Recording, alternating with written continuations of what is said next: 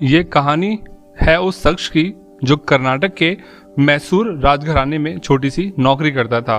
उसने महल के दीवान की शादीशुदा पोती को प्रेम के जाल में फंसाया और उससे शादी कर ली। दौलत के लालच में इतना अंधा हो गया कि अपनी जिंदा पत्नी को पहले बेहोश कर ताबूत में बंद किया, फिर उसे जमीन में दफन भी कर दिया। जब महिला की बेहोशी टूटी तो उसने ताबूत से निकलने की कोशिश की, लेकिन ऐसा नहीं कर सकी। नमस्कार दोस्तों, मेरा नाम है संदीप और आप देख रहे हैं क्राइम स्टोरी। बात है 80 के दशक की। सागर का रहने वाला मुरली मनोहर मिश्रा उर्फ श्रद्धानंद मैसूर राजघराने में नौकरी करता था।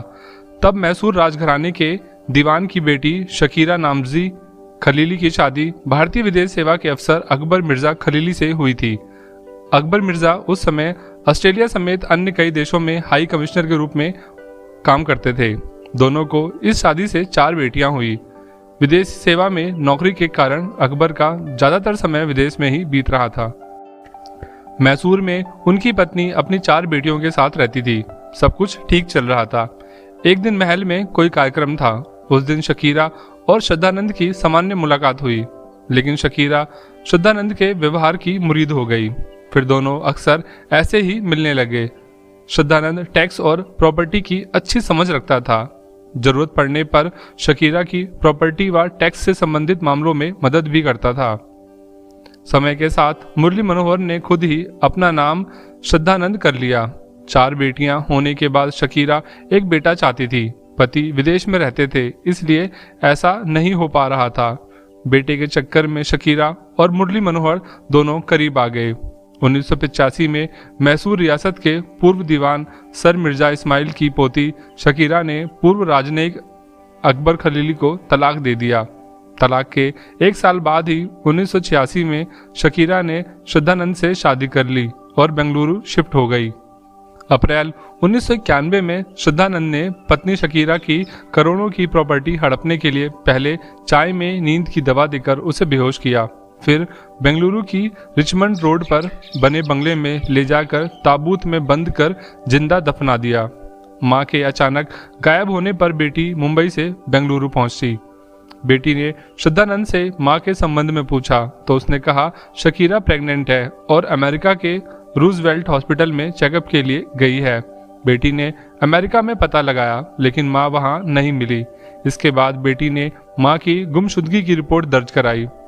राजघराने से जुड़ा मामला होने के कारण पुलिस ने तेजी से जांच शुरू की, लेकिन कुछ पता नहीं चला। इस केस को बंद करने की नौबत तक आ गई थी, लेकिन ठीक 3 साल बाद ऐसा कुछ हुआ जिसने पुलिस को कातिल तक पहुंचा दिया। पुलिस को पहला शक श्रद्धानंद पर ही था। उससे पूछताछ भी की गई, लेकिन उसके रसूख के कारण पुलिस सख्ती नहीं बरत पा रही थी। वो 29 अप्रैल 1994 की रात थी। बेंगलुरु क्राइम ब्रांच का कांस्टेबल शराब के ठेके पर बैठा था। तभी शराब के नशे में धुत एक शख्स आया। वह कांस्टेबल के सामने ही डींगे हाँकने लगा। कहने लगा कि जिस शकीरा को पुलिस ढूंढ रही है वो तो जिंदा ही नहीं है। पुलिस ने उसे कस्टडी में लेकर पूछताछ की। ये शख्स श्रद्धानंद का नौकर था। उसने बताया कि श्रद्धानंद ने शकीरा को जिंदा ही ताबूत में बंद कर दफना दिया है। सख्ती से पूछताछ की तो उसने श्रद्धानंद की करतूत का खुलासा कर दिया। नौकर की बताई कहानी की पुष्टि के बहाने पुलिस टीम श्रद्धानंद के घर पहुंची। पुलिस हिरासत में श्रद्धानंद ने पत्नी की हत्या करने की वजह बताई। उसने बताया कि मैंने शकीरा से उसकी 600 करोड़ की दौलत के लिए प्यार और शादी की थी। दौलत उसे मिलने भी वाली थी, लेकिन शकीरा के एक फैसले ने उसके सपनों को तोड़ दिया। दरअसल शकीरा ने अपनी सारी दौलत अपनी 4 बेटियों को देने का फैसला कर लिया था। इसके बाद श्रद्धानंद ने शकीरा की हत्या का प्लान बनाया।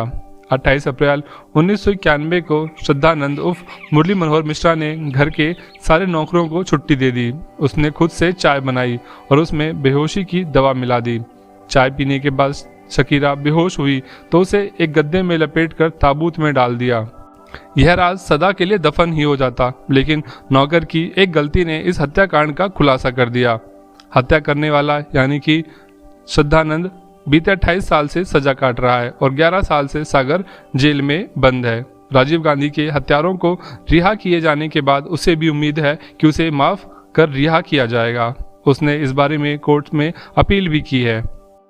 तो दोस्तों ये थी हमारी आज की कहानी। आपको हमारी ये मेहनत कैसी लगी प्लीज़ कमेंट करके ज़रूर बताएं। और अगर आप हमारे चैनल पर नए हैं तो प्लीज़ हमारे चैनल को सब्सक्राइब करें और बेल आइकन को प्रेस करें।